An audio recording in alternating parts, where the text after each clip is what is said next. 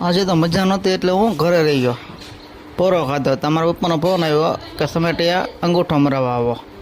તો સમેટિયા પછી અંગૂઠો મરાવવા ગયો. પછી હું હર્ષદને લઈને વી ગયો ખીમનાથ દર્શન કરવા. તો જુઓ ખીમનાથે હું પહોંચી ગયો છું અને તમને પણ દર્શન કરાવી ખીમનાથના. તો કમેન્ટમાં લખી ગયો હર હર મહાદેવ. પછી રામ લક્ષ્મણ અને સીતા માતાના દર્શન કર્યા અને સાથે સરસ્વતી માતાના પણ દર્શન કર્યા. તો તમે પણ દર્શન કરી લો. પછી ઘરે આવી ગયો. તો માથું દુખતું હતું તો મારા ગદ્દુબેન અમને માથામાં હાથ ફેરવે છે. પછી આવી ગયા સ્વામિનારાયણ મંદિરે મારા ઢીંગણને લઈને.